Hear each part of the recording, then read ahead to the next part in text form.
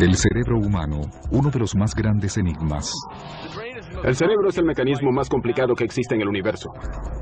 Hemos aprendido más sobre el cerebro en los últimos 5 años que en los últimos 5000 años. Salimos de la era de piedra solo hace unos pocos años.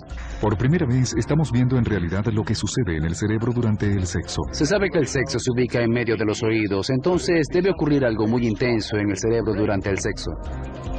Lo que hace a algunos cerebros malvados.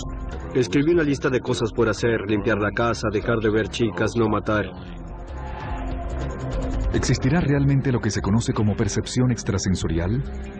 Finalmente, la tecnología está revelando los secretos del cerebro, está explicando por qué actuamos como lo hacemos. Está ayudando a los expertos a desarrollar nuevos métodos y máquinas para aumentar el poder del cerebro, así como revelando las habilidades desperdiciadas que todos tenemos en nuestras cabezas.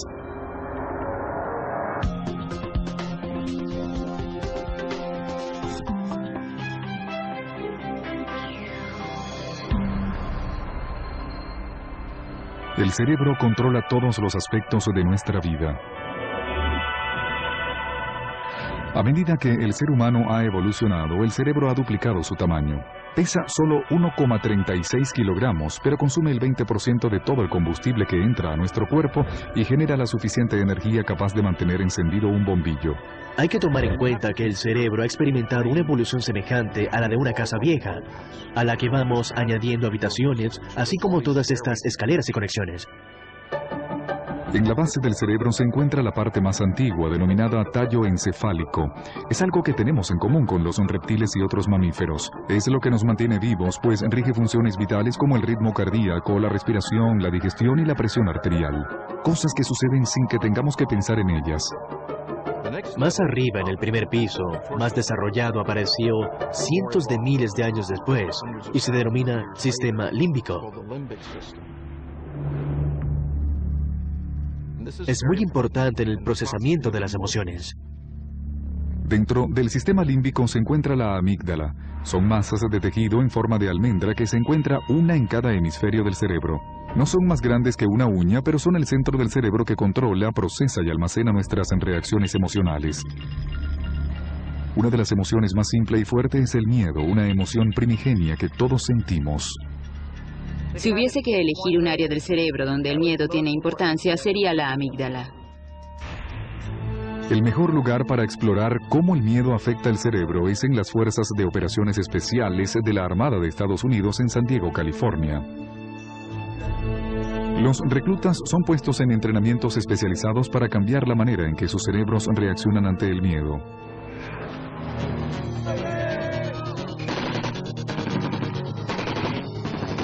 Prácticamente desde el primer día se somete a los estudiantes a un caos absoluto. Tienen que luchar. Cuando se analizan los errores cometidos en el campo de batalla, casi siempre están asociados a miedo o pánico. Así que la habilidad para controlar estos impulsos es extremadamente importante. De un total de 140 candidatos que comienza cada clase, solo un promedio de 36 se llega hasta el final. Los reclutas exitosos son aquellos que pudieron adaptar mejor sus cerebros a las exigencias del trabajo. Las condiciones físicas de los aspirantes no garantizan que superen este entrenamiento. Existen casos de atletas olímpicos que han abandonado este entrenamiento. Está el caso de un niño de Nebraska que, aunque pesaba 73 kilos y medio y no había visto nunca el mar, logró graduarse. ¿Por qué ocurre esto? Para resolver esta incógnita, la Armada recurrió a la neurociencia. Cuando nos enfrentamos al miedo, la amígdala es la que procesa la información recibida por nuestros sentidos y la que activa instintivamente el botón de pánico del cuerpo. La amígdala es en realidad una de las zonas de mayor interconexión del cerebro. Enviará señales a algunas zonas del tallo cerebral para producir una serie de respuestas corporales. Se comenzará a sudar, se acelerará el corazón, se sentirá congelado por momentos, hasta se podría salir corriendo. Este ejercicio, conocido como prácticas de tácticas defensivas con capuchas y parte de un sistema de defensa cercano, es una de las condiciones en que la Armada de Estados Unidos somete a sus reclutas de modo de poder controlar las señales emitidas por la amígdala. Nuestros estudiantes no podrán oír ni ver. Los instructores crearán un escenario. Luego se les quitarán las capuchas a los estudiantes y estos deberán reaccionar. Cuando tienes esa capucha puesta, solo tienes instantes para pensar en los posibles escenarios que podrías enfrentar. Algunas veces la respuesta correcta es veloz y letal. Otras veces no son violentas. ¿Sabe dónde queda una estación de gasolina? Mi auto se está quedando sin combustible. En esa dirección. ¿Sí? Gracias. Se intenta reproducir decisiones instantáneas, esas situaciones de alto riesgo que suceden en una fracción de tiempo.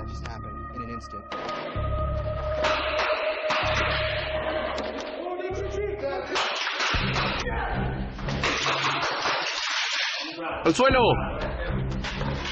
A lo largo de la carrera te enfrentas con el hecho de que el pánico se irá haciendo cada vez menor con el tiempo y el entrenamiento.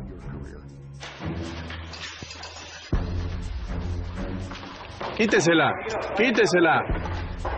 La manera correcta de entrenar es, primero, exponer a la gente a situaciones de miedo a las que irán acostumbrándose. Y segundo, saber cómo reaccionar ante dichas situaciones. Al estar en constante exposición a situaciones aterradoras, los reclutas aprenden a suprimir el miedo, que de lo contrario los haría reaccionar erróneamente y los expondría a la muerte. Pero, ¿cómo el cerebro logra hacer esto? Los científicos han descubierto que a medida que el ser humano fue evolucionando, otra parte del cerebro denominada corteza cerebral comenzó también a intervenir en el procesamiento del miedo. La zona del cerebro que nos distingue más como humanos es la corteza cerebral. Si la amígdala representa el primer piso del cerebro, la corteza es el segundo piso. Es una capa delgada, arrugada y externa del cerebro. Se divide en 4 áreas conocidas como lóbulos.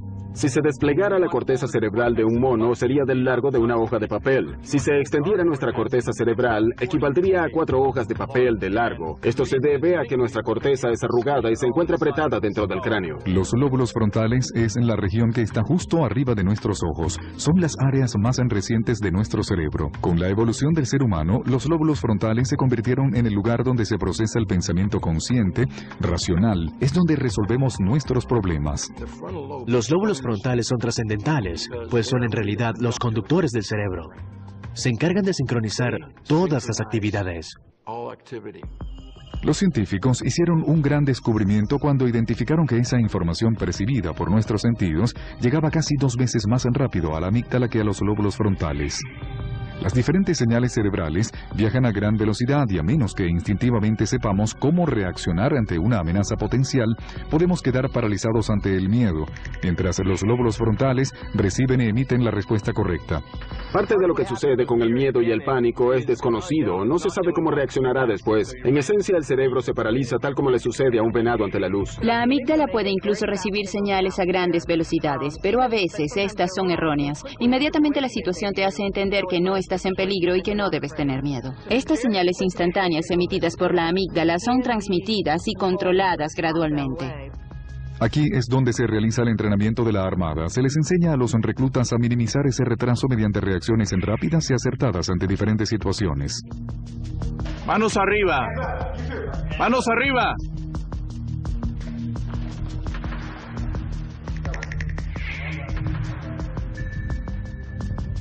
A medida que se aumenta la exigencia a las fuerzas especiales, la Armada continúa desarrollando técnicas de entrenamiento cerebral con el fin de aumentar el índice de aprobados.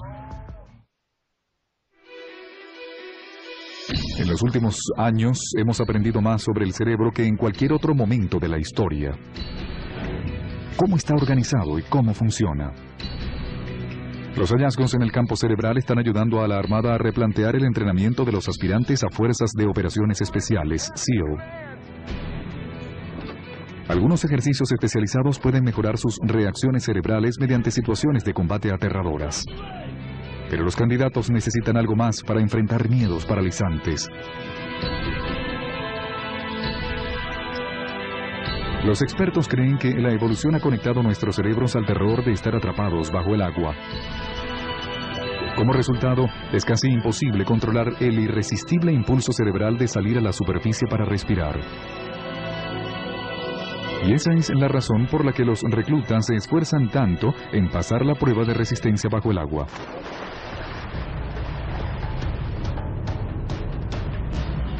La prueba de resistencia bajo el agua representa un gran logro en esta carrera.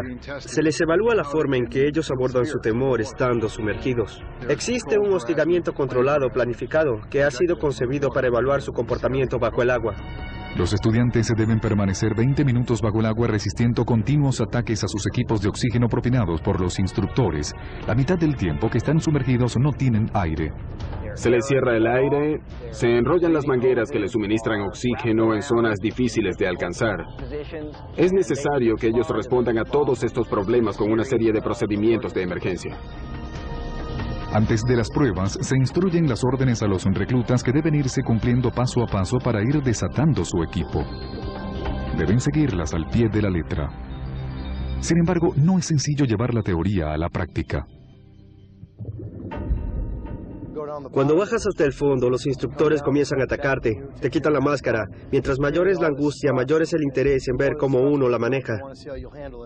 A medida que el aspirante se va quedando sin aire, su amígdala cerebral aprieta el botón de pánico que obliga al participante a subir hasta la superficie. Los lóbulos frontales pueden ganar esta batalla en el cerebro si el estudiante mantiene el control. Es muy exigente físicamente, tienes que aguantar la respiración más de lo que normalmente puedes. Los instructores te llevan hasta el punto de quiebre para ver cómo respondes. Los candidatos no desatarán tan pronto los nudos, pues tienen a los instructores atrás atacándolos continuamente. Mientras mayor es la angustia, mayor es el interés en ver cómo uno la maneja. Querrás subir a la superficie y respirar o tomarás el poco aire que te queda, resolverás todos los problemas y harás lo que sea necesario para pasar la prueba. Los que más reprueban esta prueba son los integrantes de las Fuerzas Especiales, SEAL. La Armada quiere saber qué sucede dentro del cerebro de estos reclutas que origina estas respuestas. No hay nada más aterrador que no poder respirar. Esto genera una respuesta cargada de enorme ansiedad. Hay una liberación enorme de hormonas que producen gran tensión y que hacen difícil poder controlar la situación con el pensamiento. En condiciones normales, el cerebro se comunica con el cuerpo mediante inmediatas señales eléctricas. El cerebro envía impulsos eléctricos desde sus células nerviosas hacia otras que viajan a una velocidad de 435 kilómetros por hora. Esta es una de las vías en que el cerebro puede ordenar al cuerpo a hacer algo. Pero en condiciones extremas, el cerebro libera hormonas químicas. La zona del cerebro que percibe el miedo, la amígdala, dispara una reacción en cadena que envía hormonas de adrenalina y cortisol al torrente sanguíneo. Estas hormonas del estrés actúan como un comando de operaciones especiales que preparan el cuerpo para la acción. Aumentan la respiración, el ritmo cardíaco y la presión sanguínea. Los sentidos se tornan más agudos, la memoria más veloz y el cuerpo se vuelve menos sensible al dolor. Pero aún en este estado de alerta intensificado, las pruebas de resistencia bajo el agua siguen siendo extremadamente exigentes para muchos aprendices. Tu mente va a cualquier lugar, ves a tus amigos salir del agua, algunos han pasado, otros no. Te quedas evaluándote y diciéndote, bueno, aquel no pasó, podré aprobar y viceversa. Entonces piensas en cualquier cosa. Es imprescindible mantenerse enfocado en lo que se quiere lograr. Al final, el estudiante completa la serie de tareas y puede tocar el fondo y subir hasta la superficie para esperar que el instructor le comunique si pasó o no la prueba.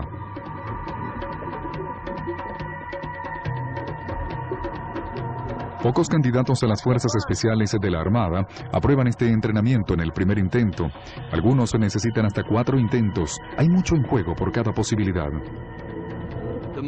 El pánico es la razón más común por la que se reprueba el entrenamiento bajo el agua.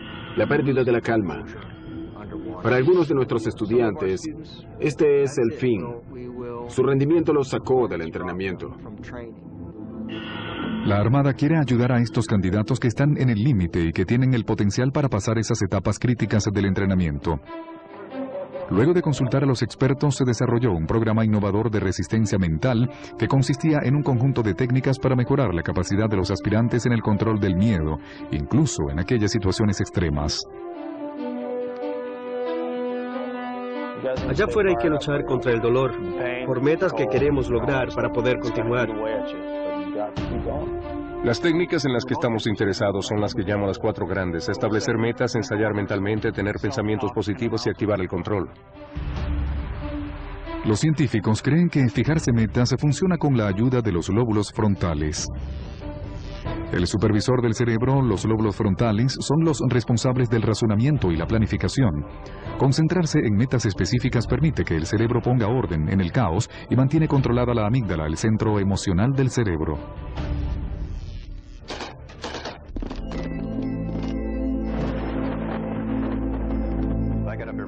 Todas las mañanas me levantaba y me decía, voy a lograrlo en el desayuno. Durante el desayuno me repetía, voy a lograrlo en el almuerzo. Luego me decía, durante toda la tarde lo haré. Así fui conquistando metas paso a paso.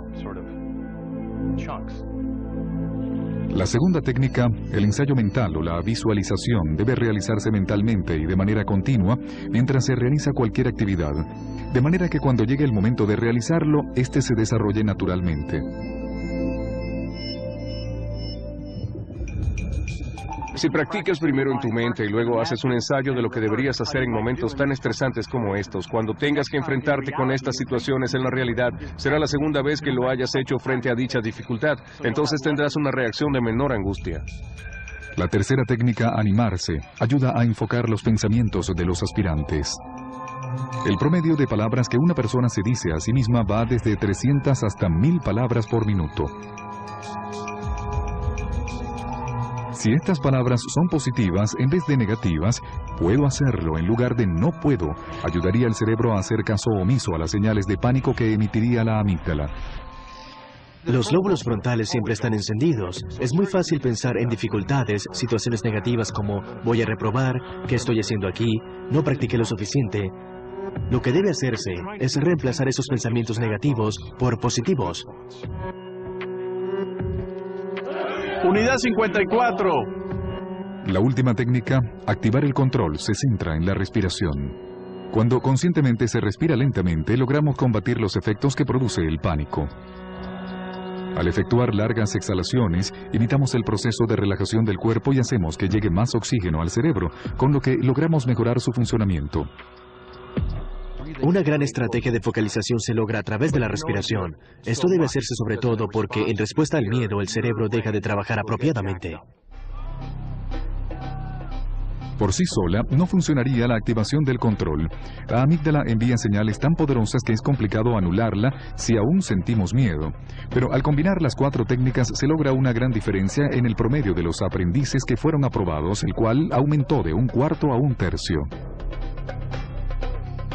La idea de pasar los límites quizás no es nueva, pero en este contexto resulta muy positivo poder entrenar el cerebro. Ahora la ciencia sabe cómo hacerlo. Se remonta mucho antes de la época de los guerreros. Se está superando lo que sea, lo que pensabas que eran tus limitaciones. La verdad es que soy una persona diferente. La confianza en ti mismo llega al techo. Ves y haces las cosas de una manera que nunca te lo hubieras imaginado. Sin embargo, no solo es en el campo de batalla donde estos descubrimientos sobre el cerebro han tenido gran impacto. También se están desentrañando algunos secretos tentadores sobre lo que sucede. A pesar de que el cerebro ha desarrollado una respuesta de miedo para mantenernos alejados del peligro, está dotado de un fuerte impulso básico sexual para preservar la supervivencia de la especie. Tener un orgasmo es una de las experiencias humanas más impactantes. Es emocionante poder comenzar a entrar sigilosamente en la mente y descubrir exactamente cómo el cerebro produce ese éxtasis incontenible. En los Países Bajos, el Dr. Gerd Holstech está siendo pionero en la investigación sobre el sexo. Por primera vez se conoce qué sucede en el cerebro del hombre y la mujer durante el orgasmo. Hace 15 años era imposible, pero en la actualidad, con las nuevas técnicas de imágenes cerebrales, es muy probable ver lo que está pasando.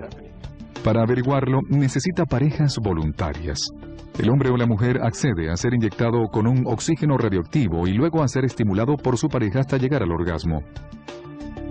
Mientras esto sucede, el voluntario está acostado manteniendo su cabeza dentro de una máquina de imágenes en 3 dimensiones denominada Scanner PET. El escáner PET mide solo el flujo sanguíneo, se mide la cantidad de sangre que fluye hacia diferentes partes del cerebro. El cerebro está compuesto por muchos kilómetros de vasos sanguíneos.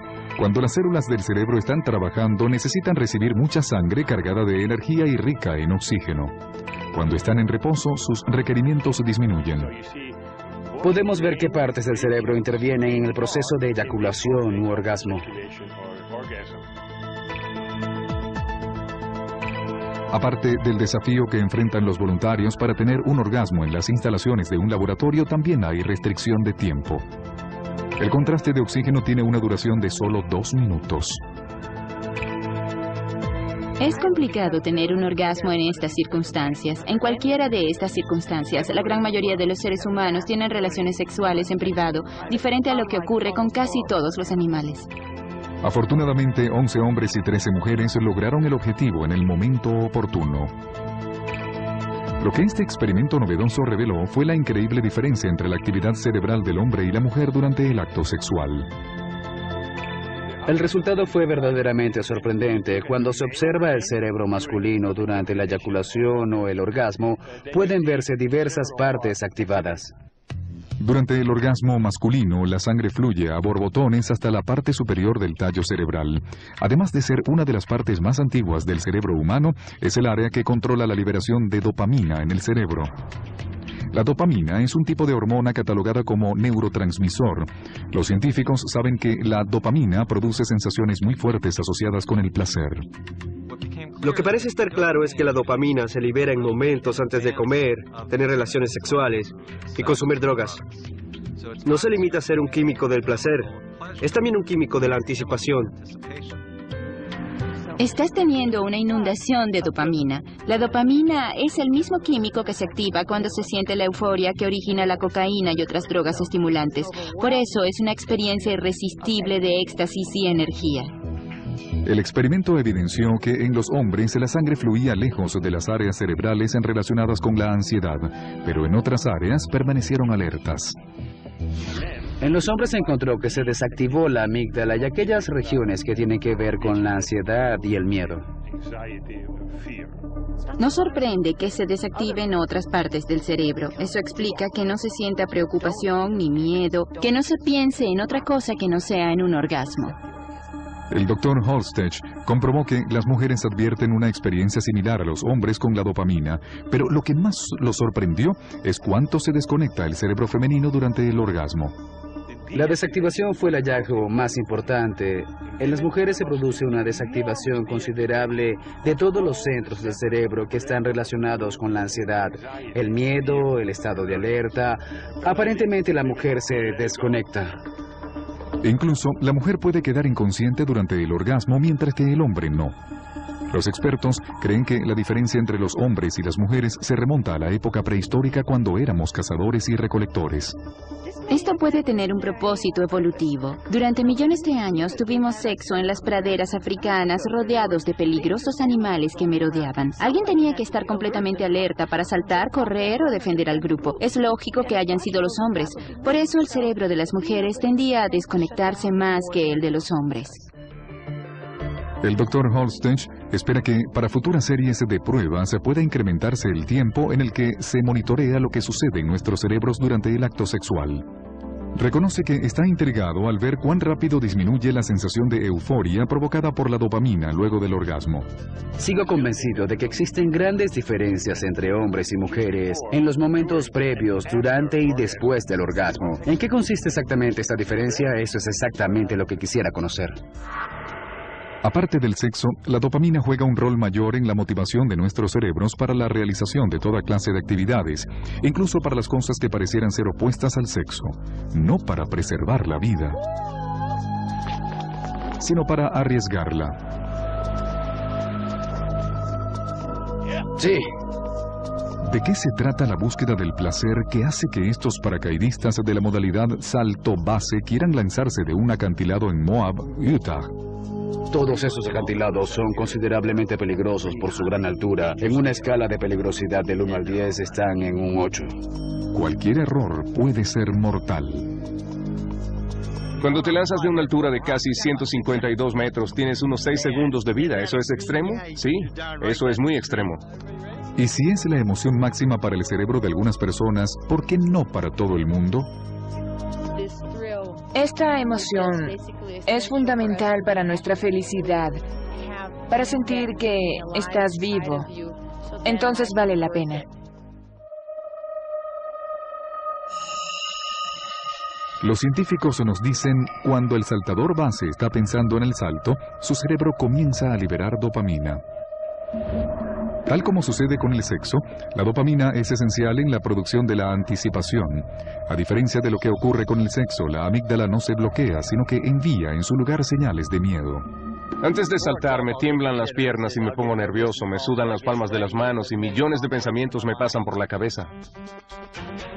La preparación mental está bien, pero ¿qué pasa si el paracaídas abre hacia atrás? ¿Qué pasa si tengo problemas con alguno de los frenos? Aun cuando los paracaidistas están enfocados en el salto, no se han dado cuenta de que el efecto que produce la dopamina se mantiene durante todo el proceso. ¿Revisaste los 3 anillos? Sí, los revisé. Está bien, no se tuercen. Krista Christensen es principiante del salto base. Estoy muy emocionada. Mi corazón está latiendo con rapidez porque sé que cuando comienza la revisión del equipo se acerca el momento del salto. 3, 2, 1. Nos vemos. Me estoy poniendo nerviosa. No se parece a nada de lo que he hecho anteriormente. Lo recomiendo a aquellos que le temen a las alturas. Krista está nerviosa debido a que su amígdala, lugar donde ella esconde su miedo a las alturas, está presionando el botón de pánico antes de iniciar un salto de casi 122 metros de altura.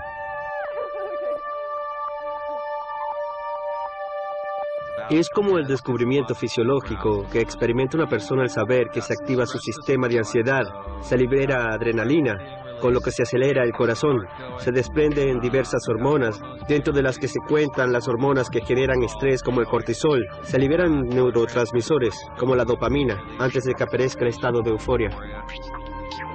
A la par de estas sensaciones, los lóbulos frontales de Krista la llevan a cuestionarse si está haciendo lo correcto. El miedo, el placer, los riesgos potenciales, todas estas señales son procesadas y puestas en acción en el cuerpo estriado, ubicado en el centro del cerebro. El cuerpo estriado es una especie de centro de encendido. También es la zona cerebral donde existe la mayor concentración de receptores de dopamina. A medida que los torrentes de dopamina bombardean el cuerpo estriado del cerebro de Krista, su motivación a sentir placer combate otros impulsos. ¿Esto será suficiente para que ella salte? Dentro del cerebro de una saltadora principiante de la modalidad base, se libra una batalla mientras ella toma una decisión que pondría en riesgo su vida. ¿Krista será capaz de arriesgarlo todo por placer? ¿Está bien? Bien.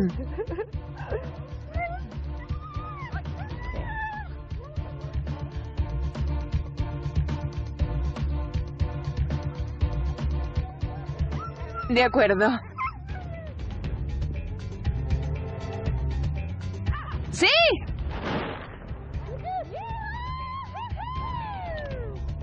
Evidentemente, la decisión de saltar refleja que la recompensa anticipada ganó la batalla entre buenos resultados y posibles consecuencias mortales. De lo contrario, abandonaría el acantilado y olvidaría la idea de saltar.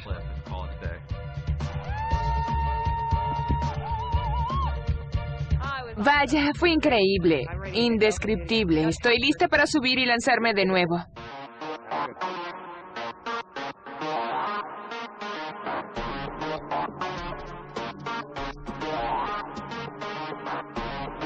Tan pronto como estos paracaidistas esquivan la muerte, comienzan a prepararse para el siguiente salto. Pareciera que se van volviendo adictos a encontrar nuevos lugares con mayores peligros y condiciones más exigentes.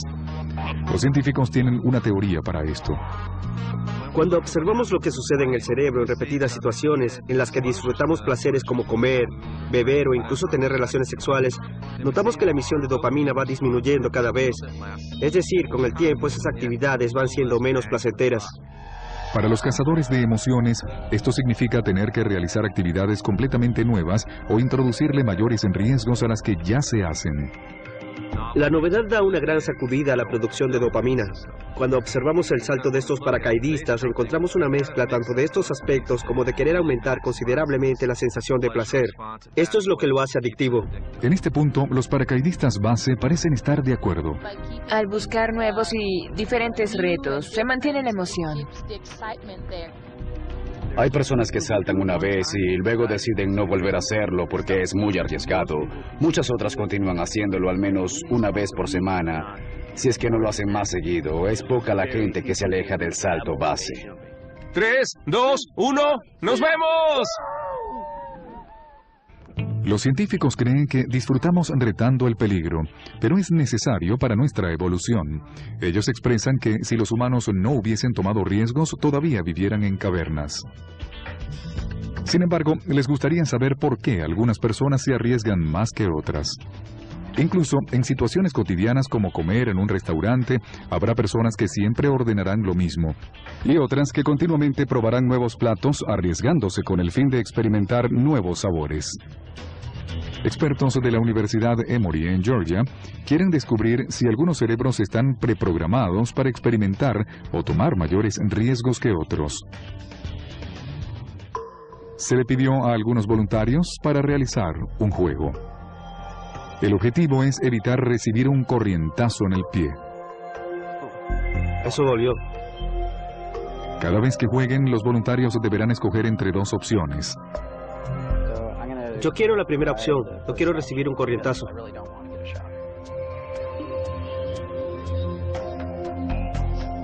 Recibí un corrientazo. Esta prueba se realiza con la ayuda de un escáner. El doctor Greg Burns monitorea la actividad cerebral con el fin de observar cuánta dopamina se libera antes de cada decisión. Lo que estamos viendo son rasgos que quizás estén genéticamente codificados. Entonces la gente solo tendrá la tendencia biológica de liberar más o menos dopamina ante una situación de riesgo. Sus experimentos sugieren que las decisiones tomadas desde los cerebros de las personas son constantes. Este científico está mejorando un programa de computación con el fin de predecir qué opción tomará la gente antes de elegir. Podemos sacar un patrón de las respuestas cerebrales a las diferentes opciones. A esto lo llamamos huella neural y le aplicamos un algoritmo por computadora. Luego el programa predecirá con alto porcentaje de exactitud cuál opción elegirán. Aunque la gente es diferente, pareciera que realmente tuviera un patrón invariable en la toma de decisiones. El doctor Greg Burns opina que todavía falta un tiempo para predecir algo complicado. Lo interesante en el campo de la neurociencia es que a medida que se profundiza más sobre la toma de decisiones, surgen mayores dudas sobre el tema. Una de las grandes interrogantes que los científicos intentan descubrir es cómo un tipo determinado de personalidad toma decisiones morales. Nuevos hallazgos están dando pistas para entender por qué los cerebros de psicópatas se les permiten cometer hechos abominables.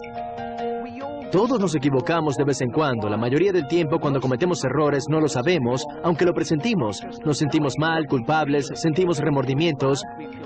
Y es esa sensación de habernos equivocado que nos frena de repetir esos desacertados comportamientos en el futuro. Pero, ¿qué pasa cuando alguien no siente culpa o remordimiento?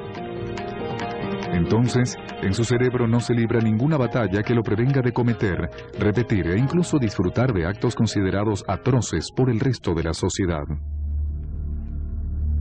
Hombres como Ted Bundy mató al menos a 35 mujeres. Jeffrey Dahmer torturó hasta morir a 17 niños y hombres. Y Joel Rifkin golpeó y estranguló a 17 prostitutas. Estos arquetipos de la maldad de la vida real maravillan a los científicos. Ted Bundy fue mi inspiración para entrar en esta carrera. Ted Bundy creció en esta misma. Así que crecí escuchando esas historias que harían que terminara como lo hizo. Esto dejó perplejo a todo el mundo. Sorprendido no creo. No sé qué esperar. No había estado nunca en la cárcel. Tampoco había sido arrestado. Solo combiné las dos incógnitas que más quisiera resolver. ¿Cómo funciona el cerebro y cómo trabaja este órgano en personas como los psicópatas que cometen estos actos? Los investigadores indican que de cada 100 personas, una es psicópata. La mayoría de estos no es violenta y son excepcionales los que se convierten en asesinos en serie. Sin embargo, todos comparten rasgos similares. Ted Bundy realmente posee casi todas las características de un psicópata. Era persuasivo y superficial. Tenía mucho carisma, llegó a convencer a mucha gente, hasta incluso logró casarse cuando ya era un anciano. Nunca nadie imaginó que él fuera capaz de ser un asesino a sangre fría. Según el doctor Ken Keel, la característica principal de un psicópata es que carece de conciencia. Con frecuencia decía, no sé por qué existe tanto alboroto en torno a todo esto. Bundy y Dahme están muertos, pero Joel Rifkin todavía está vivo y encarcelado al norte de Nueva York. ¿Te sentiste culpable después de haber cometido todos esos asesinatos? No, en realidad no. Hubo uno o dos por los que me sentí mal, pero no culpable por eso. Debí haber tenido cuidado, no me importó, es lo triste del asunto. Queremos entender verdaderamente por qué ellos no pueden darse cuenta de que están cometiendo esos crímenes y que estos tienen impacto sobre otras personas. Los científicos esperan que, buscando dentro del cerebro de los psicópatas, puedan finalmente identificar las razones de sus pensamientos retorcidos. Había una vez un inocente y pequeño niño que tenía una hermosa sonrisa, llamado Joel Rifkin. Nunca tuvo sentido de la maldad. ¿O sí la tuvo?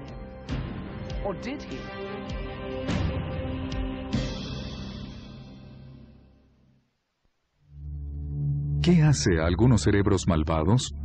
La respuesta podría descansar en los experimentos de avanzada que están desarrollándose en las prisiones de Nuevo México. Los investigadores creen que 1 de cada 20 internos padece de desórdenes de personalidad que pudiera ser psicopatía. Cuando el Dr. Ken Kill lleva a cabo sus estudios, existen abundantes temas potenciales de pruebas. Su objetivo es desarrollar nuevos tratamientos. Para lograr eso, necesita identificar cuáles son los aspectos que diferencian sus cerebros de otros. El objetivo ideal es poder ayudar a reducir el impacto que tiene el desorden mental, no solo sobre el individuo, sino sobre la sociedad. Inicialmente, entrevistó a los prisioneros para identificar a aquellos que mostraban tendencias psicópatas. Durante esta entrevista vamos a abordar diferentes aspectos de su vida. Empezaremos con la historia escolar, luego hablaremos de su trayectoria laboral, de su familia, de su actividad criminal, así como de cosas que usted ha hecho y de asuntos similares. Los psicópatas tienen patrones similares de comportamiento. Desde pequeño siempre estuviste en problemas. Siempre. Los psicópatas tienen un estilo de vida impulsivo y nómada. Cambian de domicilio, de relaciones, son sexualmente promiscuos, tienden a involucrarse en problemas.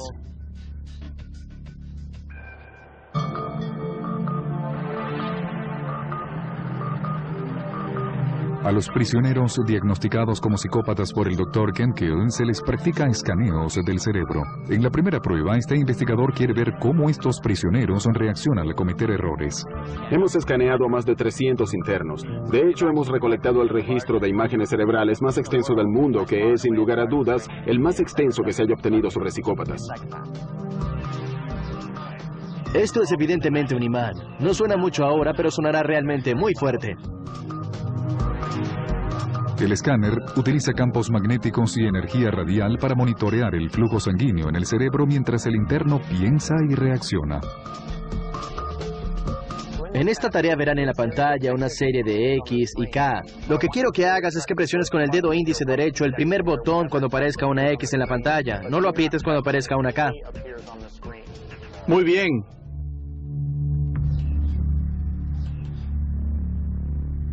Las dos letras pasan tan rápidamente que el reto es casi imposible superarlo para cualquier persona.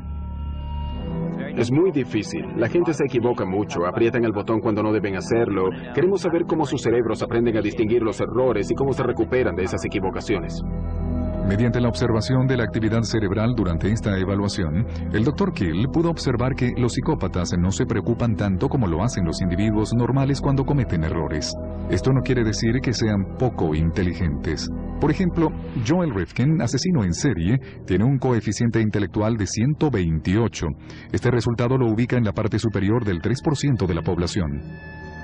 Lo que se convierte verdaderamente en un hallazgo insólito es que están sobre el promedio de inteligencia comparado con el resto de la población reclusa. Sin embargo, son personas irritables, impulsivas, manipuladoras y embaucadoras. Hubo momentos en los que me detuvieron con cadáveres dentro del automóvil y tuve que mentir para buscar la manera de salir de la situación. En realidad estaba buscando un lugar donde lanzar mi pequeño paquete. El policía me preguntó, ¿por qué estás deambulando por este suburbio? Le dije, estoy perdido. ¿Cómo llego a esta calle? No tenía idea a qué calle estaba apuntando, pero tenía un mapa y yo era muy convincente. En la segunda prueba, se les pide a los reclusos de Nuevo México clasificar fotografías según lo que ellos consideran moralmente objetable. Una violación moral es una acción o actitud que se considera incorrecta. Uno debería tomar sus decisiones de acuerdo a su propio sistema de valores morales y no a la que los otros o la sociedad pueda considerar incorrecto. ¿Entiendes lo que digo? Claro. Muy bien. Estamos tratando de entender cómo los reclusos procesan cualquier información que tiene un valor moral. Existen diferentes sistemas cerebrales que deciden si algo viola o no los esquemas morales. Queremos saber si estos sistemas se han desarrollado normalmente o no en los reclusos psicópatas.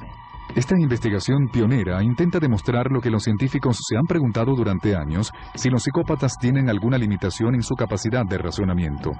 Lo que se observó es que sus lóbulos frontales, una de las recientes áreas cerebrales que apareciera con la evolución, y la amígdala, una de las partes más primitivas del cerebro, no se comunican apropiadamente.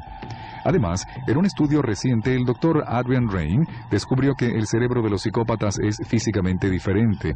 Este científico estaba preparado para mostrar por primera vez que los psicópatas tenían amígdalas reducidas en promedio.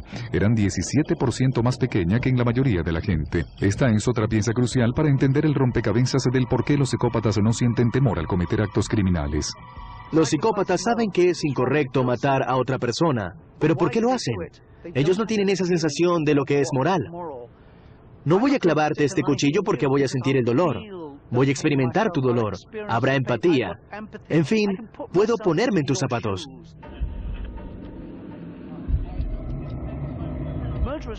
Los psicópatas como Joel Rifkin no pueden hacer esto. Él mató a todas esas prostitutas porque no le importó saber que debieron sentir al ser estranguladas. ¿Qué sintió cuando las estaba estrangulando? Solo me enfocaba intensamente en eso.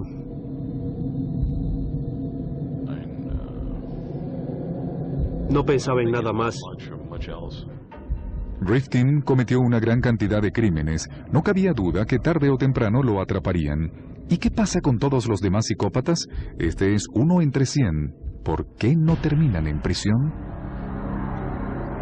La investigación del Dr. Rain identificó la diferencia en los cerebros de los psicópatas de cuello blanco, esos a los que no les importa nada estafar a la gente quitándole los ahorros de toda la vida.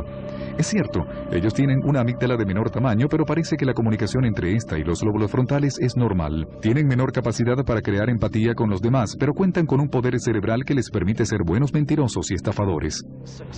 Los psicópatas exitosos mostraban muy buenos desempeños ejecutivos, capacidades para la planificación, facultades para regular y controlar, tienen buena conciencia de sí mismos y reaccionan bien ante el estrés.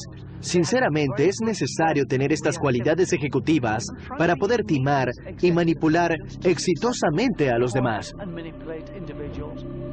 Dado que los científicos ahora están seguros de que los psicópatas tienen daños cerebrales, ¿se impone la interrogante acerca de cuándo surgen estos daños? Creemos firmemente que la sensación del bien y del mal está conectada al cerebro, que determinará si algo es más o menos moral, dependiendo de los antecedentes neurobiológicos y genéticos que se tengan. Es decir, dependerá de nuestros genes y de cómo nuestro cerebro se desarrolló dentro de la matriz, aunque de acuerdo al Dr. Rain, esto solo refleja la mitad de la historia. Por supuesto, no puede descartarse el ambiente. Es el 50% de la ecuación. Es como tener dos lados de una moneda. Son ambas importantes, la genética y el ambiente. Encontrar la ubicación del bien y el mal dentro del cerebro ha sido un reto para los científicos. Sin embargo, hay un misterio aún mayor que espera ser descubierto: la memoria. Gracias a la memoria, el cerebro viaja constantemente en el tiempo, trayendo momentos del pasado al presente. Esta capacidad es fundamental en la existencia del ser humano. La razón por la que tenemos memoria es para tomar mejores decisiones la siguiente vez. Por eso todos nuestros pensamientos y planificación del futuro vienen dados por la memoria. Aunque el funcionamiento de un órgano como el corazón es bien conocido, los científicos todavía están tratando de descifrar dónde se ubica la memoria dentro del cerebro. Hace 80 años se produjo un gran avance. En 1920, un neurocientífico llamado Carl Lashley le enseñó a unas ratas a salir de un laberinto. Luego afectó selectivamente partes de sus cerebros para ver dónde se localizaba el recuerdo de cómo salir del laberinto. Lo que encontró fue que los recuerdos no se circunscriben en un área específica. Es un sistema interconectado y extremadamente complejo. El sistema es verdaderamente complicado. De hecho, ni siquiera las supercomputadoras se acercan a la capacidad de almacenamiento del cerebro, que según especulaciones de los científicos puede almacenar 10 millones de bytes de memoria. El cerebro es el mecanismo más complicado que existe en el universo. Posee 10.000 millones de células solo en la corteza cerebral, que es la parte más externa. En una minúscula parte de la corteza del tamaño de 1 milímetro cúbico existen más conexiones que estrellas en la Vía Láctea. Todas estas conexiones hacen que el cerebro sea capaz de almacenar y recuperar inmensas cantidades de información de manera extraordinaria. Quizás no exista nada más asombroso e impresionante que la memoria fotográfica o la mnemotecnia. A medida que tratamos de entender la visión y la memoria en el campo de la neurociencia, nos fascinamos con las personas mnemotécnicas. Tienen una memoria incalculable, pueden recordar todo lo que entra en su cerebro. El artista inglés Stephen Wiltshire posee esta extraordinaria habilidad. Es capaz de recordar complicadas vistas de grandes ciudades y luego reproducirlas con detalles asombrosos. Para su más reciente dibujo, subió a lo más alto del puente de la torre para tener una vista panorámica de Londres. Necesitó solo unos pocos minutos en el lugar, pues afirma que su memoria visual de la escena no se desvanece. Solo estoy viendo los edificios y rascacielos. Me gusta apreciarlo durante 20 minutos para luego reproducirlo de memoria. Para comprender las asombrosas destrezas que tiene Stephen Wiltshire, ayudaría a entender cómo funciona su visión. La visión es procesada en la parte trasera del cerebro, en los lóbulos occipitales o en la corteza visual. 2 ojos nos proveen un campo visual de aproximadamente 200 grados. Pueden detectar 2.300.000 sombras diferentes de colores. Los expertos estiman que los ojos envían al cerebro 72 gigabytes de información cada segundo. Esto es similar a 18.000 canciones en un iPod. De vuelta en su galería, Stephen comienza a dibujar lo que vio. Utiliza diferentes áreas de su cerebro. Los lóbulos parietales de Stephen están trabajando específicamente para controlar la planificación espacial y la coordinación de ojos y manos.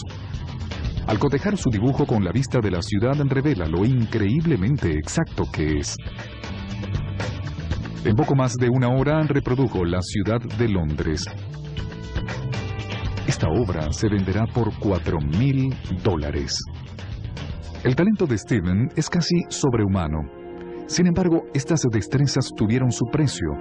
Es un autista erudito, lo que significa que su cerebro se desarrolló de forma diferente. La mayoría de nosotros no tenemos esas habilidades que él posee, porque nuestros cerebros están realizando otras 57 actividades. Estamos pensando en nuestras carreras, hipotecas, nuestros futuros y en lo que compraremos en el supermercado más tarde, entre otras cosas. Como consecuencia, el patrimonio neuronal debe repartirse entre varias y diversas tareas. El cerebro de un sabio en especial se consagra a una sola actividad, por ejemplo, resolver el cubo de Rubik o tocar piano. Por eso estas personas tienen deficiencias en otros aspectos de la vida, como su capacidad para socializar. Genios como Leonardo da Vinci, Mozart y Monet gozaban de increíbles memorias. Se especula que ellos también pudieron haber sido autistas. Mientras algunos cerebros pueden recordar prácticamente todo lo que ven, otros cerebros apenas pueden recordar. Por el amor de Dios, utiliza tu inteligencia. Bienvenidos a la vida de Clive Weirin, un hombre que padece la peor amnesia en el mundo. ¿Qué hacíamos antes de sentarnos en este banco? No recuerdo.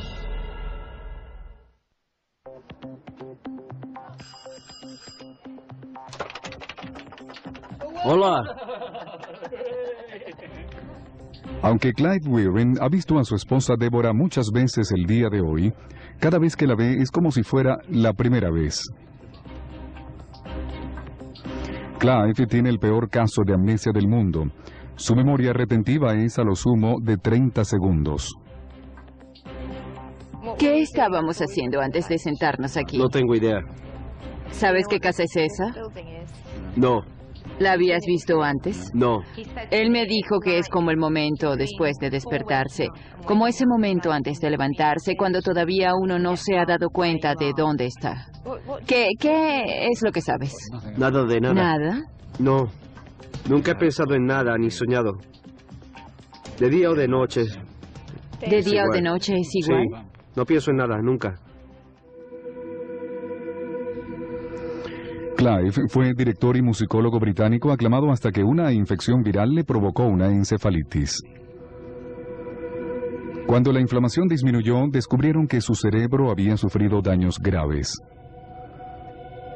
Ahora solo tiene memoria a muy corto plazo.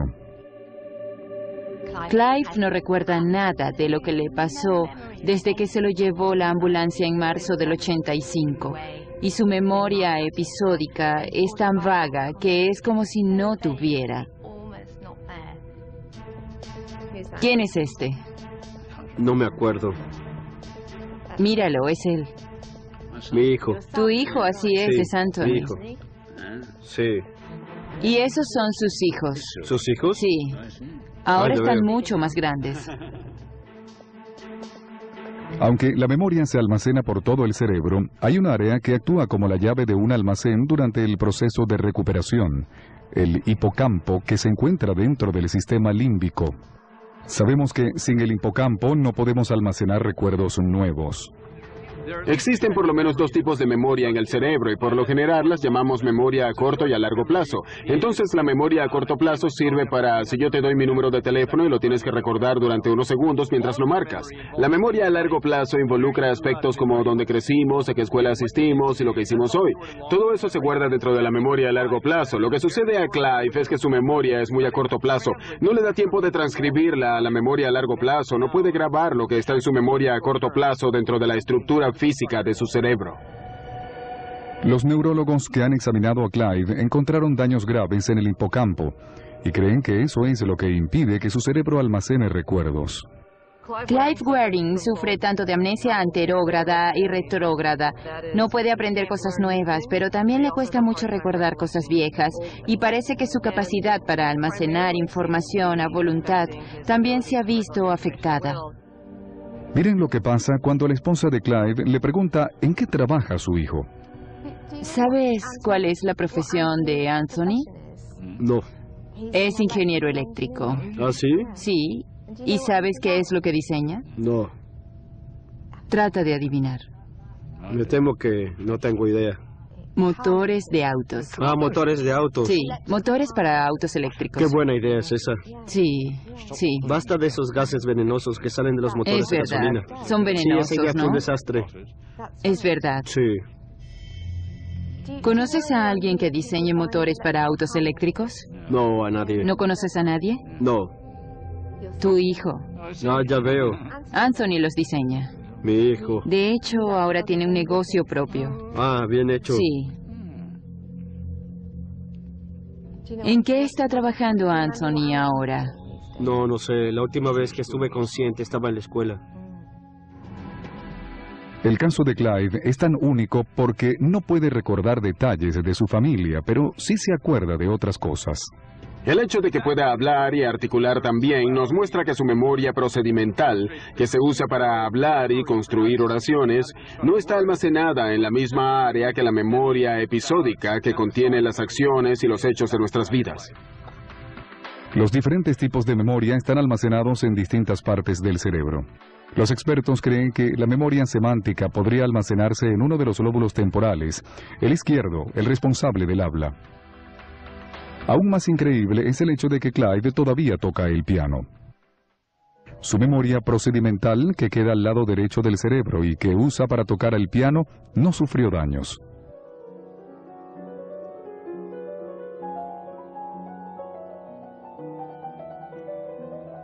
Cuando Clive toca piano, lo hace continuamente, como si tomara un impulso que lo llevara a través del tiempo. Es una gran manera de ilustrar la forma en la que los diferentes tipos de memoria están separados. ¿Sabes en qué mes estamos? No. En abril. Abril. El mes Abril. que viene es tu cumpleaños. Sí. Hoy, Clive está animado, pero ese no es siempre el caso. Nunca había visto esta porquería. Usa tu inteligencia. Así era Clive en 1988. Llevaba 3 años con amnesia y estaba frustrado y molesto.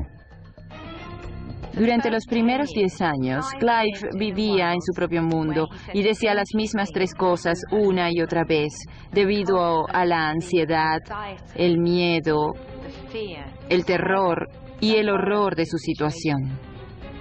Clive registraba por escrito cada momento de conciencia que tenía. Era como una compulsión. Escribía en la mesa, en la pared, en cualquier superficie que tuviera a su alcance. Entonces, ¿cómo crees que apareció allí? No tengo idea. Supongo que los doctores no saben. Pero tú sí deberías. No lo sé. ¿Podrías escucharme, por Dios? Cuando digo que no, es no. Lo siento. Las páginas de su diario están llenas de exclamaciones y palabras tachadas. Sin embargo, eventualmente se volvió menos iracundo. Empezó a cambiar después de los primeros 14 o 15 años. Comenzó a recordar cosas durante más tiempo y cambió de humor. Deborah le atribuye este cambio a su fe y a sus plegarias. Los científicos tienen su propia explicación. Sabemos que el cerebro cambia físicamente y eso es lo que significa la palabra plasticidad. Es una constante reescritura de su propio circuito. El cerebro de los niños es plástico en extremo. Ese es el por qué pueden aprender idiomas con tanta facilidad o tocar instrumentos nuevos. Y lo que estamos descubriendo ahora es que el cerebro de un humano adulto es mucho más plástico de lo que pensábamos antes. Cuando la gente sufre de daño cerebral, otras partes del cerebro pueden encargarse de las funciones perdidas. Deborah se pregunta si este año Clive seguirá necesitando su diario. Cuando revisa lo que escribió hace 3 días, semanas o meses y se da cuenta de que es lo mismo una y otra vez, se molesta y creemos que es mejor quitárselo y ver si le hace falta. Para sorpresa de todos, después de haber escrito en su diario todos los días durante 23 años, Clive no ha preguntado por él. Ya no debe sentir la necesidad compulsiva de registrar cada momento de conciencia. Los científicos han aprendido mucho sobre la memoria estudiando a Clive, pero también sobre otras funciones del cerebro que contribuyen a formar la personalidad de la gente. Se dice que la memoria es lo que hace lo que somos. Y Dios, si me habré dado cuenta de lo errado que es eso. La personalidad de Clive, gracias a Dios, está intacta. ¿Quieres un café? No, me encantaría. Sabía que querrías uno. Es divertido y también muy compasivo. Habrán camino al cielo en la tierra. Él no sabe quién es, pero él es quien es. No ha cambiado. Es puro Clive. La memoria juega un papel fundamental en todo lo que hacemos, hasta en los deportes.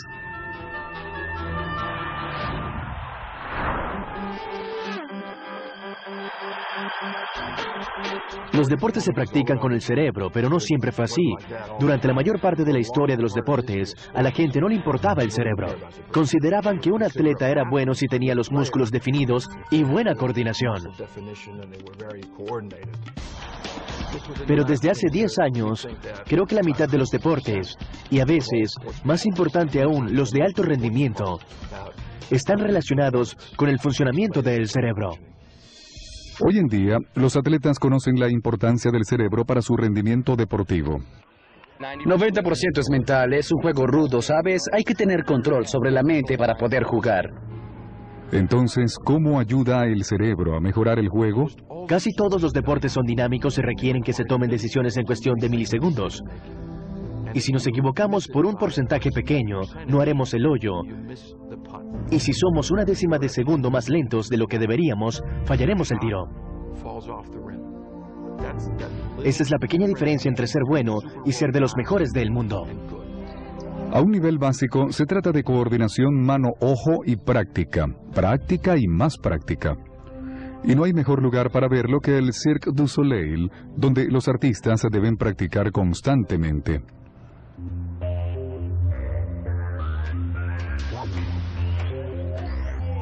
Usamos los lóbulos frontales para aprender a llevar a cabo actividades, pero el área del cerebro que más se beneficia de la práctica es el cerebelo, que se encuentra detrás del cerebro. Imaginen que el cerebro es una casa vieja a la que con el pasar del tiempo se le han ido añadiendo cuartos nuevos. El tallo cerebral es el sótano porque fue el primero en evolucionar y después el cerebelo. Es una parte antigua del cerebro, el sótano. Es casi el único responsable por las secuencias complicadas de movimiento. El cerebelo manda señales a los 100 billones de células nerviosas del cuerpo y en respuesta, estas le dicen a los músculos lo que queremos que hagan. El lóbulo frontal monitorea la actividad, pero la mayor parte del tiempo no se entromete y deja que el cerebelo y el resto del cerebro se dediquen a la actividad que han practicado una y otra vez. Los científicos creen que los lóbulos frontales sencillamente no pueden procesar información a la velocidad necesaria para ejecutar actividades de alto nivel. Por lo que el cerebelo toma el control usando la memoria procedimental, la misma que usa Clive Weirin para tocar el piano. Es como abrir un archivador y sacar un recuerdo motriz de algo que ya se haya practicado. Y los expertos ahora saben por qué la práctica hace al maestro. Mientras más se practique, mejor recuerda el cerebelo exactamente cuáles nervios y músculos utilizar cada vez que sea necesario. En psicología del deporte se dice que toma 10.000 horas de práctica alcanzar el nivel de experto.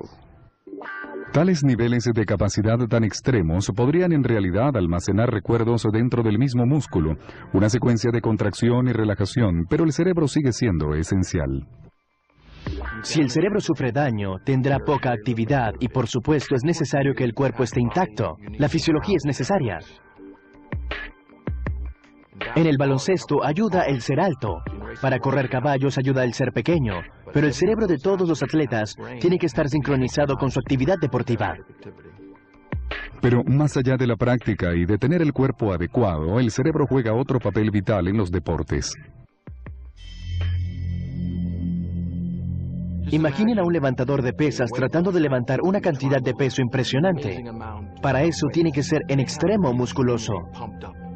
Los soldados especiales de la Armada de los Estados Unidos usan una técnica de respiración para calmarse, mientras que los atletas necesitan variar sus niveles de excitabilidad.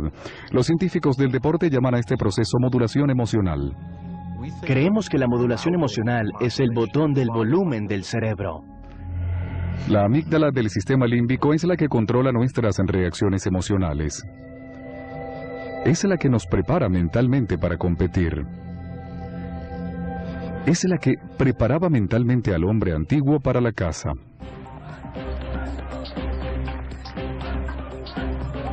Pero la amígdala necesita un activador. Una manera sencilla de hacerlo es usando algún tipo de estimulación sensorial como vitorear y aplaudir. Se puede controlar externamente haciendo ruido o aplaudiendo. ¿Por qué? Porque los sistemas sensoriales están en el primer piso del cerebro. Por eso es que en los deportes mucha gente hace ruido por intuición. Dale, dale, dale.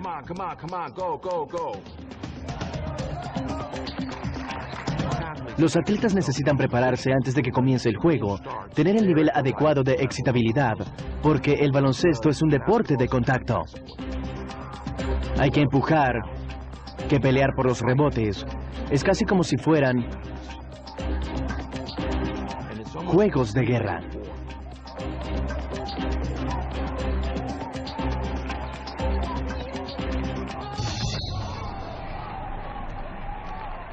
Una vez que se alcanza el nivel alto, lo que se quiere es disminuirlo. Es casi tan difícil como haberlo alcanzado en primer lugar. Quizá más difícil aún, como cuando de repente detienen el juego para lanzar un tiro libre. El jugador tiene que tranquilizarse y enfocarse en cuestión de segundos. En el cerebro del jugador, los lóbulos frontales deben detener la reacción de la amígdala, calmar las emociones, relajar el cuerpo, respirar más lento y bajar el ritmo del corazón, para así tener una mejor oportunidad de lograr el tiro. Es difícil debido a que el cuerpo del jugador podría estar demasiado excitado. O los lóbulos frontales podrían verse distraídos por otros pensamientos como el miedo a fallar. Si estos pensamientos son lo suficientemente fuertes, el sistema límbico podría reaccionar y activar la reacción del miedo. Esto haría un extremo difícil el concentrarse en ejecutar bien una tarea complicada. Una situación que los expertos llaman miedo escénico.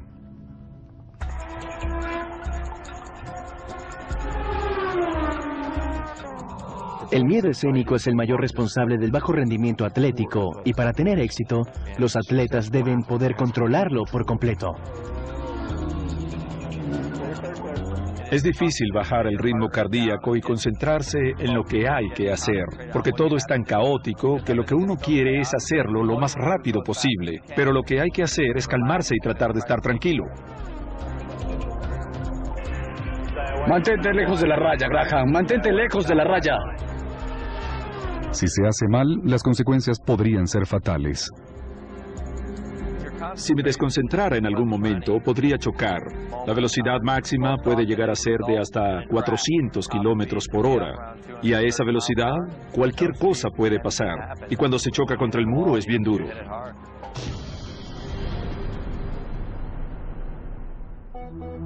Pocos deportes generan tanto miedo escénico como el golf. A la gente le encanta ver torneos de golf porque les gusta ver a los atletas fallar por medio metro y perder premios de cientos de miles de dólares. Jugar golf requiere de mucho silencio debido a que se usan movimientos muy precisos y los lóbulos frontales deberían estar concentrados. Sabemos que Tiger Woods puede hacerlo porque lo ha hecho muchas veces, pero ¿qué tiene él que le permite hacer siempre hoyos en uno?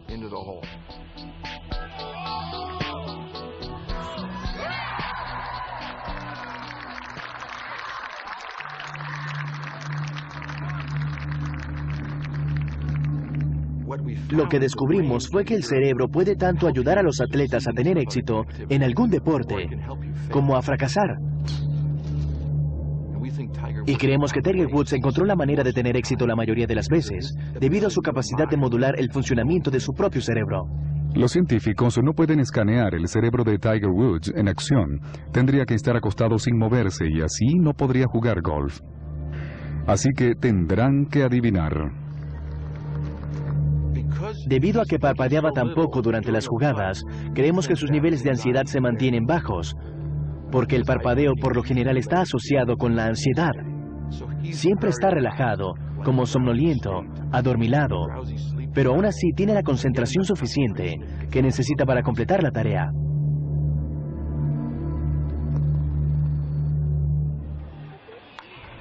Los atletas llaman a esta sensación especial estar en la zona, cuando sus movimientos parecen fluir sin ningún esfuerzo consciente.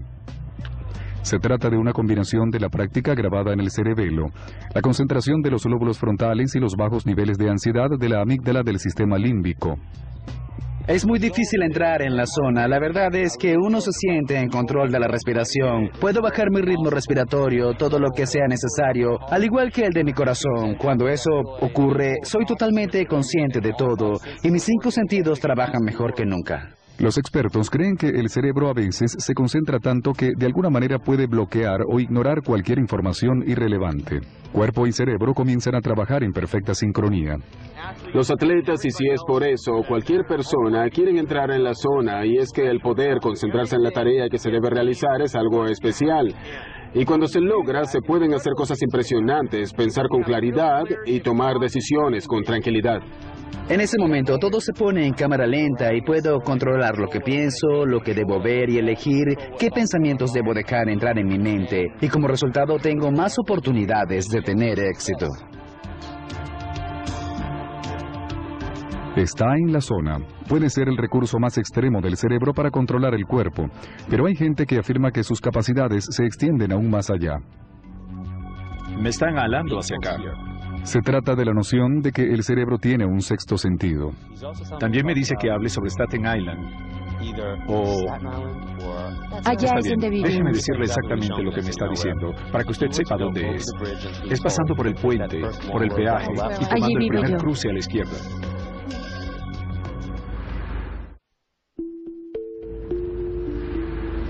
Nuestros 5 sentidos son puertas que comunican a nuestro cerebro con el mundo exterior. Recibimos señales a través de la piel, ojos, nariz, lengua y oídos. Diferentes áreas del cerebro interpretan información sensorial como tacto, vista, olfato, gusto y audición. Pero, ¿y si existiera un sexto sentido? ¿Nos permitiría eso leer mentes, anticipar acontecimientos o recibir mensajes de los muertos? Aunque 1 de cada 4 estadounidenses dice creer en la percepción extrasensorial, solo unos cuantos científicos consideran esta posibilidad. El doctor Dean Radin investiga fenómenos psíquicos en el Instituto de Ciencias Noéticas en el norte de California. Su teoría dice que nuestro cerebro podría tener habilidades extrasensoriales, aunque nosotros podríamos darle un nombre diferente. Algo de lo que la gente habla comúnmente es sobre los presentimientos. A mí por lo general me pasa cuando manejo. Si siento que hay algo malo en esta esquina, algo que no me gusta, casi siempre es que viene un automóvil en la otra vía. Así que he aprendido a prestarle atención a mis presentimientos. Es como ver el futuro inmediato. Otra cosa es la sensación de ser observado, un efecto muy comúnmente reportado. Es típico el caso en el que las mujeres sienten que algún hombre las está mirando. También existe la telepatía telefónica. Sin ver el identificador de llamadas, a veces la gente oye el teléfono y de inmediato saben quién es. Y no hablo de los casos donde siempre llama la misma persona, sino de alguien inesperado. Así que creo que este tipo de situaciones sí ocurren en el día a día. Mueve la mano un poco. Sí. Esa es una buena señal. Bueno, creo que estamos listos para comenzar. El Dr. Radin ha examinado a más de 300 voluntarios en cuartos con escudos electromagnéticos, donde les muestra una serie de imágenes y mide sus reacciones. Les presentamos en secuencia aleatoria imágenes de tranquilidad o de mucha emoción mezcladas con otras. Las imágenes de mayor emoción evocan reacciones más fuertes. Lo que el Dr. Radin descubrió fue que, a pesar de haber elegido a sus sujetos al azar, siempre encuentra gente que reaccione de manera precisa antes de ver las imágenes. Parecía que supieran con antelación el tipo de imagen que les iba a mostrar, aunque el grado de sus habilidades psíquicas parecía variar. No todo el mundo va a poder jugar golf tan bien como Tiger Woods, pero el mundo puede jugar en el laboratorio, lo pudimos comprobar, y en ocasiones tuvimos la suerte de encontrar gente que jugaba al nivel de Tiger Woods. Alguien afirma que lo enterraron con goma de mascar. Lo enterraron con goma de mascar. ¿Enterró a alguien con goma de mascar? Agarre el micrófono, por favor. El éxito de John Edward como medium en la televisión sugiere que está dentro de la categoría de Tiger Woods. En la historia de la ciencia, muchas veces nos hemos equivocado. Antes pensábamos que la Tierra era plana y estábamos errados. Creíamos que el Sol giraba alrededor de la Tierra y estábamos equivocados. Creíamos que los objetos físicos eran sólidos y estáticos. Ahora sabemos que estábamos errados. Entonces comencé desde la idea de que todo el mundo afirma que es un medium o un curandero. Yo no sé, podría ser, podría no ser. Muéstrenme los datos. Estoy abierto a cualquier posibilidad. ¿Le pusieron solo 2 barras? Su secretaria. A ellos les gustaba la misma goma de mascar y lo enterramos con eso. 2 barras. Era, creo que un paquete individual. La goma de mascar que trae la tira cómica, creo. Muy bien. Eso es Vienen lo que estoy sintiendo. individuales. ¿Representa para usted una figura Es mi paterna? papá. ¿Y todavía ve a su asistente? Sí. Él quiere que le hagas una broma, que le preguntes por qué no puso más goma de mascar. ¿Por qué no todo el empaque? Por lo general, los medium operan solo con trozos de información. Me da la sensación de, ¿ya no se había ido? Así es. Está bien. No porque el otro lado esté fragmentado, sino porque ellos solo pueden captar datos aislados. Es como tener mala recepción en el celular y únicamente poder escuchar palabras aquí y La palabras gente allá. pregunta qué bueno, que dónde están y que cómo lo hago. Y yo digo, bueno, ¿dónde está el Internet? Es un lugar que existe, pero no se puede entrar con un cuerpo físico. Hay que usar un conducto, una conexión para entrar. Hay que conectarse de alguna manera. ¿Alguien tiene una rana de plástico?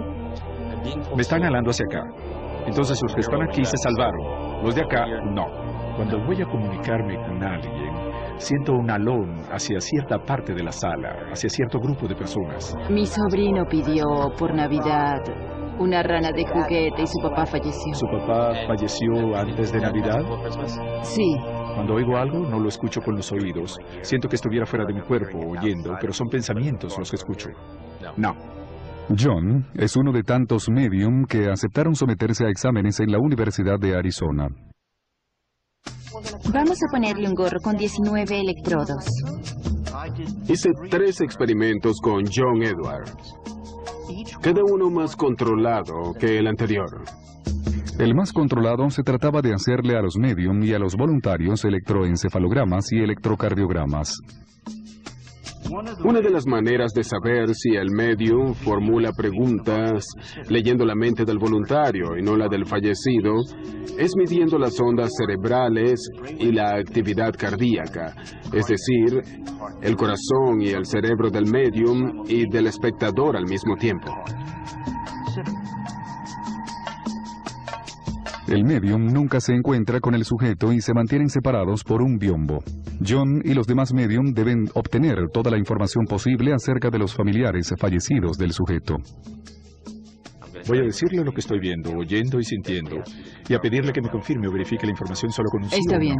Lo primero que me pide es que le hable sobre una figura masculina que está a su lado, que podía ser un esposo o un hermano que acaba de fallecer, ¿entiende? Sí. Muy bien, en realidad hay dos, hay tres. Hubo un par de ocasiones en las que no pude conseguir nada de información, ¿sabes? En absoluto. Así que la gente se preguntaba, ¿por qué? Y yo no sé. Quizás soy yo. No sé. Y por eso me pusieron 0. Pero a veces, John conseguía información precisa. A veces los sujetos pensaban que estaba equivocado y después se daban cuenta de que no. O el sujeto no tenía la respuesta y tenían que preguntarle a algún familiar o amigo. Y averiguaban que John estaba en lo correcto. El nivel de precisión de John fue en promedio de 80 a 90%. Y los electros mostraron que ni sus ondas cerebrales ni su ritmo cardíaco eran iguales a los del sujeto. Descubrimos que el corazón de John no estaba en sincronía con el del sujeto, lo que implica, por supuesto, que él estaba prestando atención a otra cosa. También me pidió que le hablara sobre un perro, no sé. Ah, debe ser mi perro Jaeger. ¿Jaeger? Sí, sí. Que, por cierto, aparentemente necesita que lo bañen. Sí, ya huele mal, es verdad. Basándome en los experimentos que hice en el laboratorio con John, llegué a la conclusión de que sin duda, de verdad es un medium. El llamado experimentos de vida después de la muerte creó una gran controversia en la comunidad científica, en parte debido a que generaba más preguntas que respuestas. En el presente, científicamente, no sabemos cómo mediums como John Edward hacen lo que hacen. La hipótesis que probamos en el laboratorio es que todos tenemos energía y que esta es continua como la luz de las estrellas distantes, y lo que John y otros hacen es usar su cerebro y su conciencia como antena y receptor, y aprendieron a sintonizarse con las señales que estén presentes.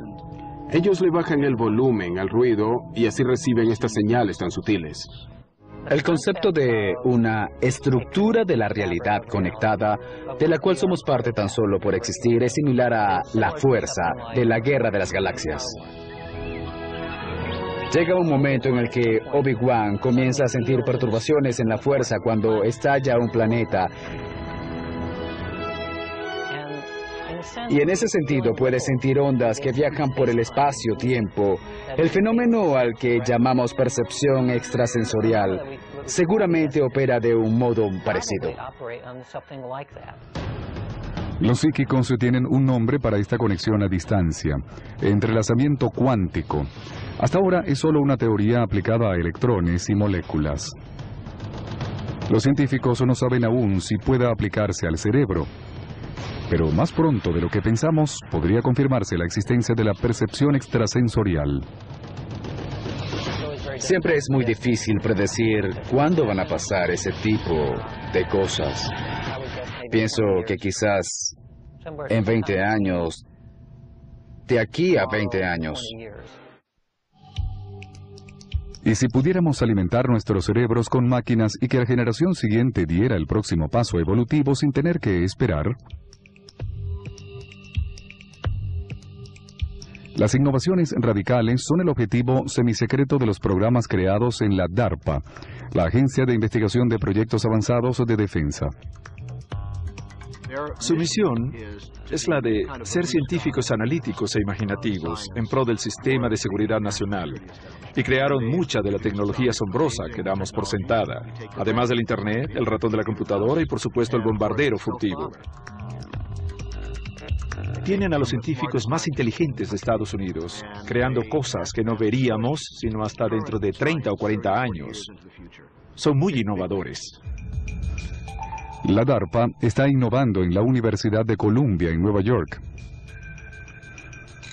Los científicos están escribiendo un programa de computación que ayude al cerebro a procesar información visual a la velocidad de la luz. En la sociedad moderna somos bombardeados con información, ya sea con imágenes de televisión, de la red, del trabajo de cada quien, y ya se está haciendo insoportable y tenemos que ver qué imágenes de verdad vale la pena que veamos y cuáles podemos ignorar. La idea detrás de la visión computarizada acoplada corticalmente es unir lo mejor de ambos mundos, la versatilidad del cerebro humano y la velocidad de las computadoras. Es muy difícil decirle a un sistema de visión computarizada que se encuentra algo gracioso, fuera de lo común o sospechoso. Es mucho más fácil que una persona lo haga. Claro que estos sistemas son muy rápidos, así que la pregunta es, ¿cómo podemos incrementar la velocidad del procesador de visión humano?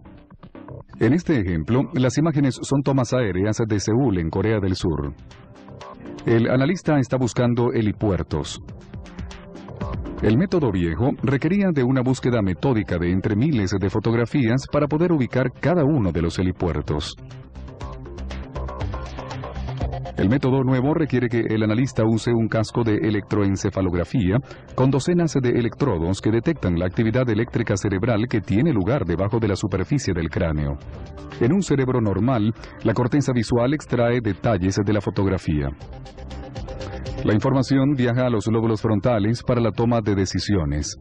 Después, la corteza motriz genera una reacción, un clic en el ratón o el movimiento de los ojos. El prototipo del programa intercepta las señales, filtra la actividad cerebral irrelevante y se enfoca en el momento subliminal en el que los ojos ven el helipuerto. En unos segundos, el analista puede filtrar lo que busca de entre miles de imágenes. Aunque no esté consciente de eso, su cerebro es muy eficiente para identificar las pocas fotografías donde aparecen helipuertos y las podría recordar más tarde. Entonces, en esencia, vamos a interceptar las señales que indican si lo que se está viendo es interesante y sin que el sujeto tenga que decir nada. Usarlas para reordenar la base de datos de imágenes para mejorar la búsqueda.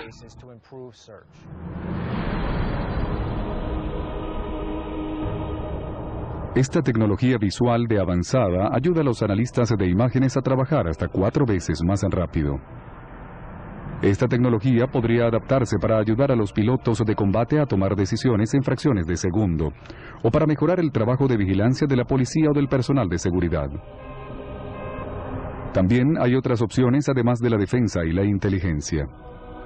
Una aplicación posible de interés y que tiene una alta tasa de transferencia de la información podría ser el mercado de valores o las operaciones bursátiles.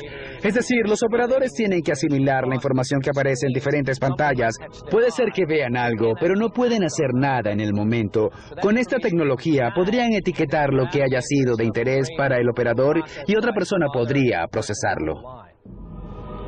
Estos aparatos podrían ser de interés para la investigación médica y los grupos de mercadeo podrían usarlos para grabar la primera reacción de la gente ante un producto o campaña publicitaria. Una compañía de videojuegos de California ya cambió los controles por poder mental. Un casco similar al de electroencefalografía capta tanto la actividad eléctrica del cerebro como los movimientos de los músculos faciales. Las señales se traducen en comandos en la pantalla. Los jugadores se levantan objetos y derrotan villanos no con un clic, sino con el pensamiento. La posibilidad de implantarse una agenda electrónica en el cerebro es casi inimaginable. A medida que envejecemos, nos preocupamos por no poder recordar nombres o caras. Tenemos que encontrar maneras de compensar la pérdida de, si se quiere, la memoria que ha evolucionado de forma natural. Y creo que vamos a tener que meternos una red social en la cabeza. Para ese momento va a ser muy difícil ver dónde terminamos nosotros y comienza la tecnología, ¿sabes? En la Universidad Duke, en Carolina del Norte, un equipo de neurocientíficos ya está dando el próximo paso. El equipo implantó electrodos en el cerebro de una mona y aislaron las señales que el cerebro le enviaba a las piernas para caminar. Durante un experimento reciente pusieron a la mona en una caminadora y mandaron su actividad cerebral vía internet a Japón para controlar un robot humanoide de 1,50 m. A la mona le dieron pasas como recompensa por haber hecho caminar al robot. Al terminar el experimento apagaron la caminadora. En su deseo por más pasas, la mona siguió haciendo que el robot caminara solo con el pensamiento. Hubo otro avance similar en la Universidad de Pittsburgh, en Pensilvania. Un grupo de monos con sensores en el cerebro aprendieron a controlar un brazo mecánico y lo usaban para alcanzar alimentos. Esto tendrá grandes implicaciones en la medicina para la gente con miembros amputados o que sea cuadripléjica. Esto les dará la capacidad de mover brazos y piernas mecánicos y podrán interactuar con el ambiente de una manera en la que no habían podido antes. ¿Podría haber esperanza para el futuro de alguien como Clive Weirin, quien sufre de un daño cerebral que le impide procesar recuerdos nuevos?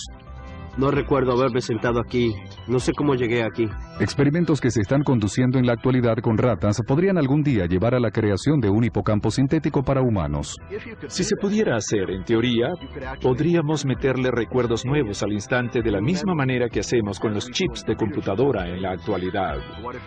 Entonces, ¿qué tal si en vez de perder meses y meses aprendiendo un idioma nuevo, pudiéramos descargarnos un diccionario en el cerebro? ¿O qué tal sin tener que haber estado en cierto lugar antes y en vez de tener que andar llevando una guía turística pesada encima y tener que pararse en medio de la acera cada 5 minutos para ver dónde estamos, pudiéramos descargarnos un mapa de la ciudad que estamos visitando en el cerebro o información sobre los monumentos que estamos viendo? Hoy en día se están diseñando drogas que les permita a las tropas de combate mantenerse despiertos durante 2 o 3 días sin efectos secundarios. Un químico nuevo, la ampaquina, está diseñado para ayudar al neurotransmisor glutamato a trabajar mejor en un cerebro cansado y a mejorar la memoria, el aprendizaje y la cognición. Eventualmente, esta droga podría terminar siendo de uso diario. La falta de sueño siempre da como resultado una tendencia a cometer errores. Yo creo que vamos a poder resolver ese problema. Gente que tiene que trabajar toda la noche podrían hacerlo muy bien sin tener que dormir. Los que tienen que estudiar para algún examen, la gente que tiene que viajar por diferentes zonas horarias, por trabajo. En el futuro cercano, los científicos esperan diseñar encefalógrafos portátiles. Una vincha con diodos emisores de luz podría reflejar esta luz en los lóbulos frontales para detectar la actividad cerebral. Esa información podría alimentarse en una unidad no más grande que un paquete de barajas. En vez de estar acostados sin moverse dentro de una máquina gigante de resonancia magnética, los usuarios podrían descubrir qué pasa en su cerebro cuando, por ejemplo, practican algún deporte. Podremos examinar el cerebro de superatletas como Federer, Agassi o Tiger Woods y ver que no necesariamente son anatómicamente diferentes, pero sí en funcionamiento. Son distintos en términos de cómo procesan la información. La segunda aplicación de esta nueva tecnología es la de ayudar a los atletas a rendir mejor o más allá de su capacidad actual. La tecnología de imágenes médicas todavía está en su primera etapa de desarrollo. Lleva en su uso menos de 20 años y en comparación con los 100 que llevan los rayos X, su único límite es nuestra imaginación. Las imágenes que ahora podemos sacar del cerebro, aunque son impresionantes, son muy burdas. Son imágenes generales. La gente dice que serían mejores si fueran de grano más fino y con más relieve, y a nivel molecular. Yo creo que ese será el próximo paso a dar. Aunque hayamos aprendido mucho sobre el cerebro, todavía nos queda mucho por descubrir. Todavía hay muchas preguntas sin contestar sobre el cerebro, preguntas en apariencia sencillas. ¿Cómo se almacenan los recuerdos y cómo se recuperan? ¿Por qué dormimos y soñamos? ¿Qué es inteligencia? ¿Por qué la gente tiene diferentes habilidades? ¿Y cómo percibimos el mundo? ¿Cómo percibe el tiempo el cerebro? ¿Qué es la conciencia? Si logramos responder estas preguntas, quizá en el curso de 100 años más, ¿qué seremos capaces de hacer con nuestro cerebro? Un órgano complicado, pero a la vez todavía impulsado por instintos primitivos. Evolucionamos en un mundo muy diferente al de hoy en día. Y por eso tenemos que seguir adaptándonos. Ahora, para mí, ese es el misterio más grande de la neurociencia en este momento. ¿Cómo se irá a adaptar nuestro cerebro al siglo XXI y más allá?